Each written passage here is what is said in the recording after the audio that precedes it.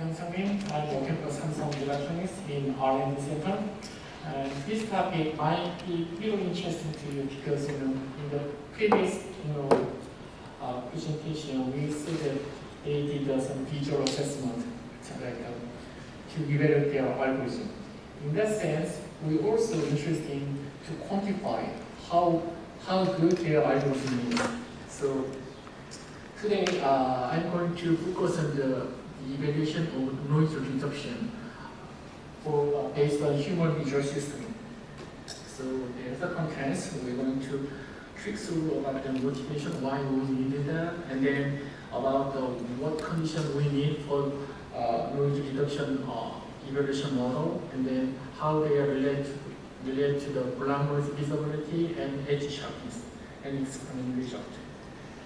So before getting into the detail, let's talk about some general motivation about imaging quality evaluation. Like as you saw in the exhibition, probably when you try to evaluate certain imaging quality, like there are many things related to the display and then some algorithm they use.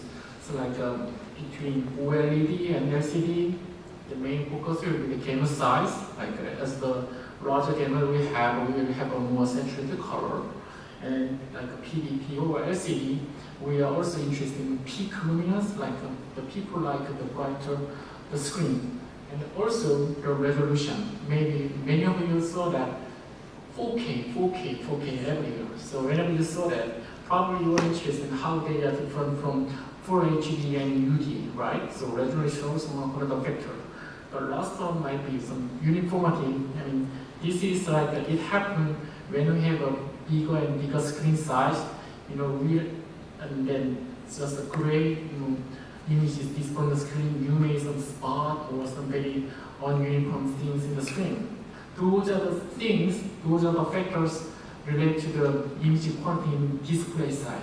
But also, whenever you see the certain TV model, maybe you saw there's some technology we apply, like some contrast optimization technology or whatever. So they are related to some image contents, like they are trying to change the image to make it better.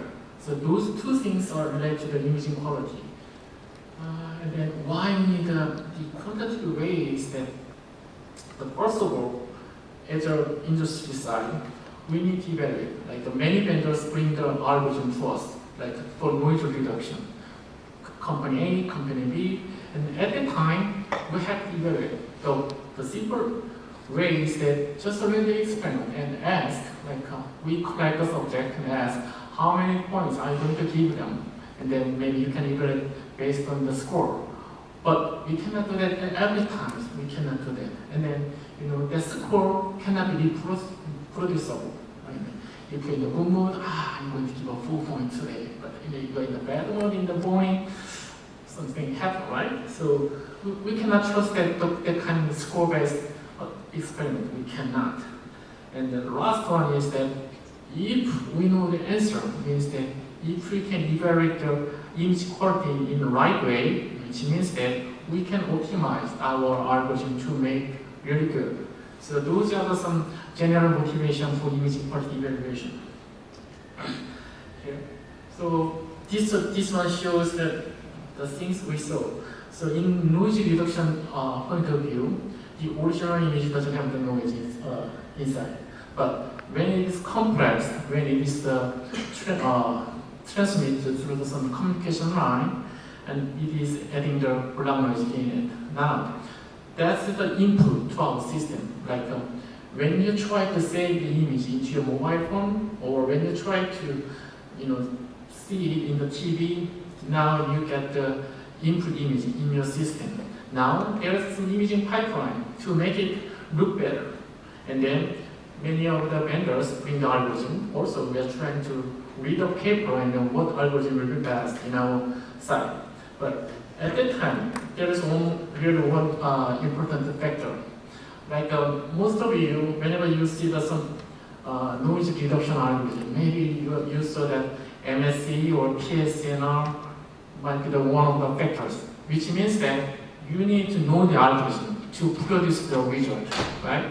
Which means that it also means that you will be able to get the final RGB value or YCDCR value for that. So you get the input and output RGB value, then you can evaluate.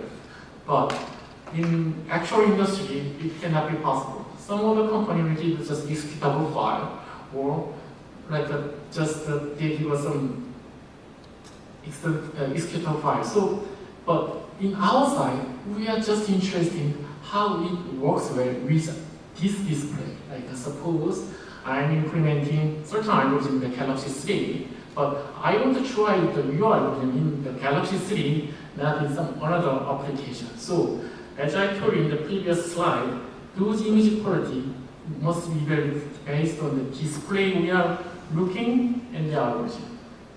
So, and then this is previous stuff. As I told you, PSNR and structure similarity was used. So, but however, we also trying to use them. It is one of the good indicator for the NL algorithm. However, it doesn't match with what we see. That's why we need something else. Also, PSN and SSIM is like you are comparing between the original and then the corrupted image, right? But once it is corrupted, we have no information available for the original. The information already gone. But the post-processing you are doing is that we are like trying to make it look better, like by averaging the noise or whatever, right? So in terms of, in the point of that, we need to evaluate these two one, this one and this one, and which one looks better and how good it is. So next one is that also the model needs to be including this factor. Like the left one has a noise actually. In the right one, it has an improved image. However, when it is displayed in a very big screen, the difference will be very visible. However, but if you watch it in very long distance, or if you watch the same content in the very small screen size, you don't see the noise at all, right? It's because of our sensitivity depending on the viewing distance and the resolution or screen size, many things. That's why these things must be considered as a quality evaluation model. And then also another factor in the display characteristic is like as I told you, the people prefer the brighter screen, right? However, if the screen is brighter, then this black noise is more visible, right? So there's on and off. If the content is good, this is really good. However, if the content is really bad, it makes worse if the screen brightness is higher, right? And then also, like in the previous talk, he was talking about the color noise. If image content has a lot of color noise, and if it is displayed in a very wide gamut, which means that the color noise will be more visible, right? So is those factors are included in our model? We should have to look into that. So and also this is a little bit out of scope, but I mean, no matter what noise reduction algorithm we have, or like when the noise reduction is fixed, in the image content with the noise, if we try to change the contrast or saturation, color saturation, or sharpness, how make a difference? This is a very important factor. Like for the noise image, if you try to make it sharp, then noise will be more visible. Then all of the things must be, included in the model. That will be the final model, but at this time, we are just focusing on the noise reduction model.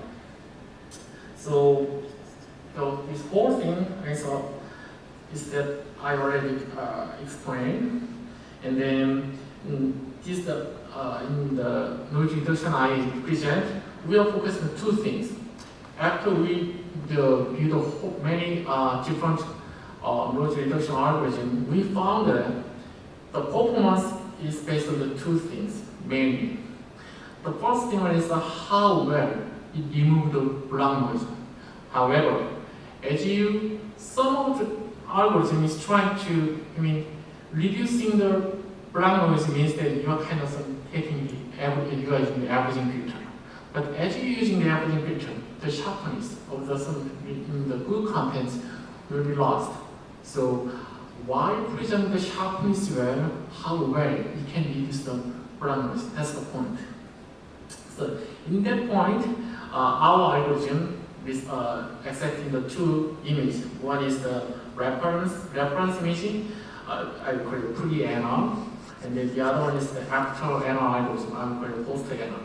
And then, as I told you, we evaluate this algorithm based on what we see on the screen. That's why the RGB value or the image with RGB is not the input to our system. Instead, we capture the screen, the image on the screen, and we will use it as our input. And then, in terms of the visibility, the brightness is the main factor. That's why, from the optical measured value like the CIXY value, we are taking just the luminance value. And then, based on the luminance, we are using some algorithm to evaluate it. So, many of you already heard that maybe contrast sensitive function. And if you use that, there are many advantages like viewing distance, screen size. To see the difference, how must be located in the distance like that. So I'm going to use the contrast sensitive function to capture the block visibility. And then, because the image is 2D, I expand as a 2D model. However, in the mobile device, usually block size is fixed, 8 by 8, as you all know. But in mobile device, sometimes the display resolution does not match. It's not the multiple of 8. That's why we have to know that the frequency. So just we generate the 8 by 8 block size image and we display it, and it will be rescaled according to the display size. We capture the image and then we do the 2D FFT. Then we'll see the block frequency.